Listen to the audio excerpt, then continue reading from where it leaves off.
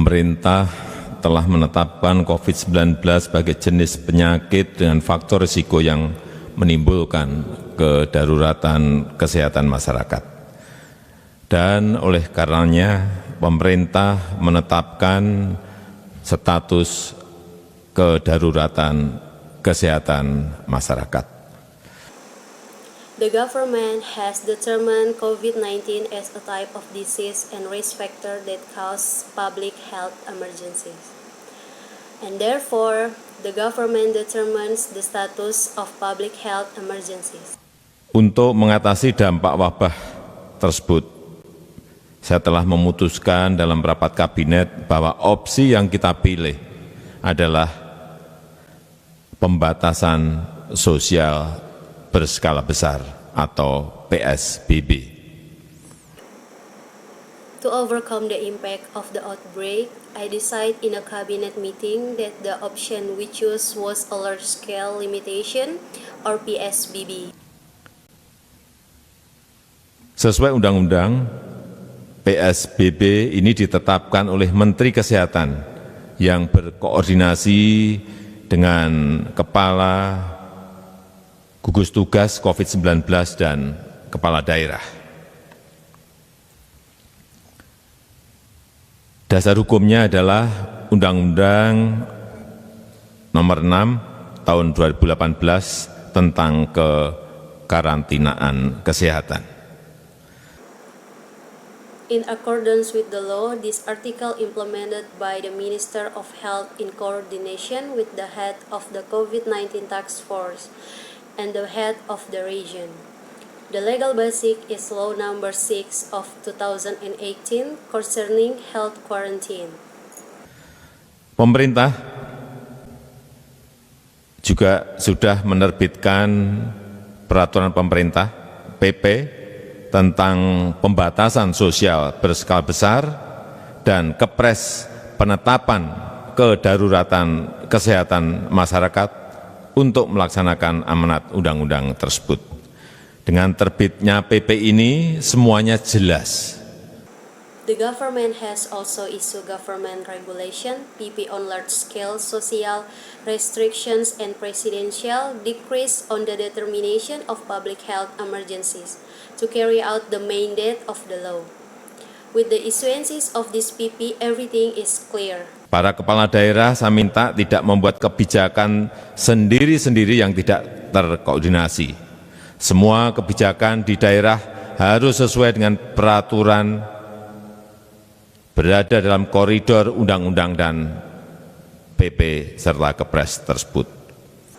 My regional heads have not made their own uncoordinated policies.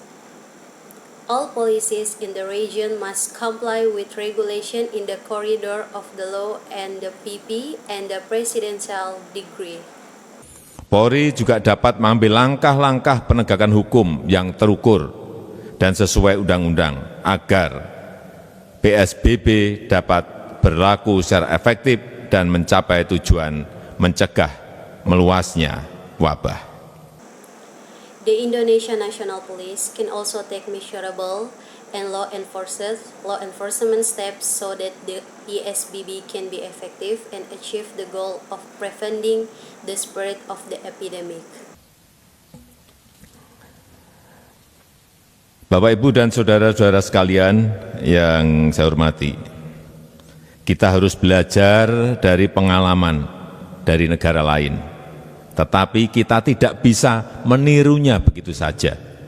Sebab semua negara memiliki ciri khas masing-masing, mempunyai ciri khas masing-masing.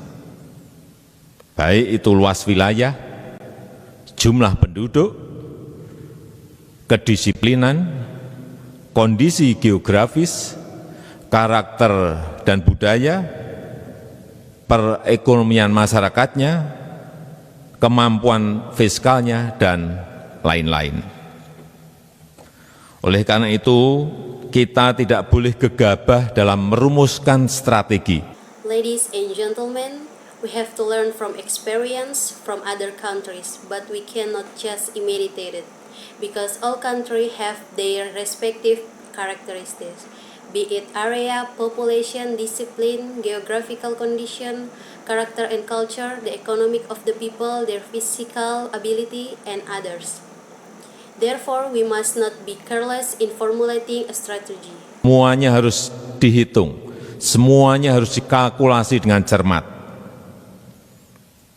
Dan inti kebijakan kita sangat jelas dan tegas. Yang pertama, kesehatan masyarakat adalah yang utama. Oleh sebab itu, kendalikan penyebaran COVID-19 dan obati pasien yang terpapar. Everything must be calculated. Everything must be careful calculated. And the core of our policy is very clear and firm. The first is public health. Therefore, control the spread of COVID-19 and treat exposed patients. Yang kedua, kita siapkan jaring pengaman sosial untuk masyarakat lapisan bawah agar tetap mampu memenuhi kebutuhan pokok dan menjaga daya beli. Ketiga, menjaga dunia usaha, utamanya usaha mikro, usaha kecil, usaha menengah, agar tetap beroperasi dan mampu menjaga penyerapan tenaga kerjanya. Dan pada kesempatan ini, saya akan fokus pada penyiapan bantuan untuk masyarakat lapisan bawah. Secondly, we prepare a social safety net for the grassroots to be able to meet basic needs and maintaining purchasing power. When maintaining the business world, especially micro businesses, small businesses, medium businesses, in order to continue to operate and be able to maintaining the absorption of the workforce. And on this occasion, I will focus on preparing assistance for the grassroots.